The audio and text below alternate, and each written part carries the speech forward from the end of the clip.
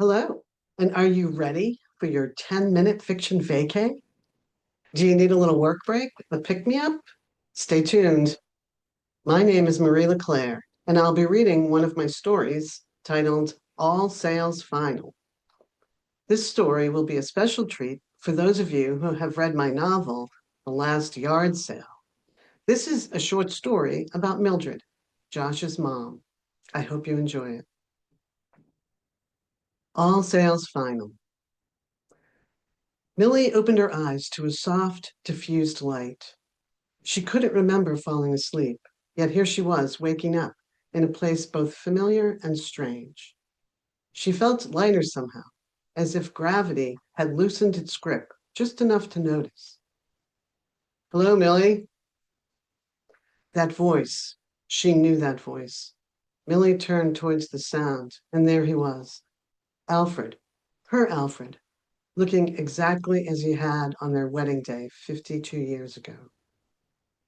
The lines of age had smoothed from his face, his back straight again, his eyes clear and bright, with the same mischievous twinkle she had fallen in love with all those decades ago. Alfred? Her voice trembled. Is it really you? He smiled, the corners of his eyes crinkling in that way she had always adored. It's me, Millie girl. Her hand reached out, half expecting him to dissolve like mist, but his fingers intertwined with hers, warm and solid. Then I'm... Yes, he said gently. You died peacefully in your sleep last night. Millie looked down at her hands, no longer spotted with age, no longer bent with arthritis. She was young again, too, she realized, restored to her prime, just like Alfred. Is this heaven? She asked, looking around at the pastoral landscape that seemed to shift subtly when she wasn't looking directly at it. Alfred smiled. Not exactly. The human concept of heaven gets some things right, but misses others. This is more of a way station. We stay here until we're ready to move on to what comes next. And what comes next? I don't know yet, Alfred admitted. No one does until they're ready. Ready? She asked. To be ready, you have to let go of your last attachments to your earthly life. Millie frowned. But I don't have any attachments left. Everyone I loved is gone. My house is just a house. My possessions are just things. Alfred's expression softened with understanding. It's not always what we love that holds us back, Millie. Sometimes it's what we regret, what we fear, what we never resolved. He guided her to a bench that appeared beneath a blooming cherry tree. Do you remember the day your sister died? Millie stiffened. Sarah, the accident? The accident you blamed yourself for all these years, Alfred said quietly. I did not, Millie argued. It made you physically ill every time it came up, Alfred insisted. What's your point? No point, he shrugged. And our marriage? What? We loved each other, she protested. We did, Alfred agreed. But love isn't always enough, is it? We both know there were years of silence between us, hurts we never addressed, dreams we let die. Tears welled in Millie's eyes. You were so distant after the war. I was a disappointment to you. Of course not, she protested. It's true, and we both know it. I carried the horror I'd seen over there into our marriage and into our family. I did the basics, but not much more. I loved you anyway. I know you did. I suppose I was disappointed with life before I even met you. I never completely forgave my mother for dying when I was 8. Your father did his best, but he was broken by grief, Alfred said. And you were too young to understand, too young to process that kind of loss.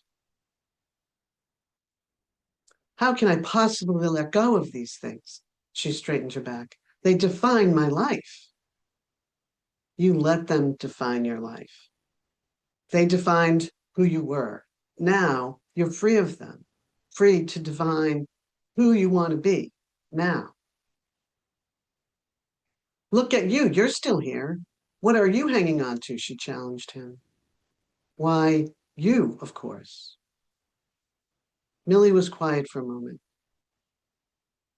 The only constant I ever had was my faith, she said finally. The Divine Mother was always with me in all kinds of incarnations, even when no one else was. Yes, Alfred smiled, she was. Millie stood up, wiping away tears.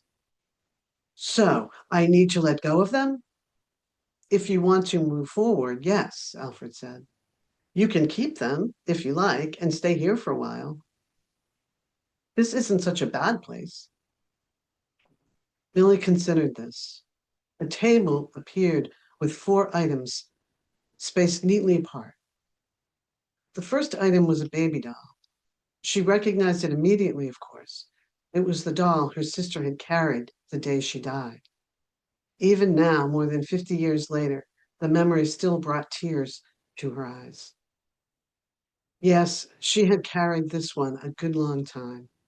She wondered if she would ever be done with it. The next item was a music box featuring a smiling bride and groom on the top that spun around as it played. Her own marriage was wrapped up in this somehow, but there was something else too. Her heart had ached for her son to find someone to settle down with. She had watched as his heart was broken after each relationship, and she longed for the perfect partner for him. She moved on to the next item, family photo, when her sister was still alive. She knew this attachment was about her mother, as irrational as it sounds, especially at this moment. Marybeth had held a lifelong resentment against her mother for dying when she was 8. She had blamed her sister's death on her mother's absence, even though she knew better. Still, if her mother hadn't died, she would not have been looking after her sister that day. The last item in the pile was Millie's old prayer book, filled with songs and stories from all cultures celebrating the defined feminine. It had brought Millie great joy and peace in her physical lifetime. This one she didn't understand. This one too? She asked Alfred. Yes, that one too, he replied. He knew how much it had meant to her. You must let go of all attachments, good and bad.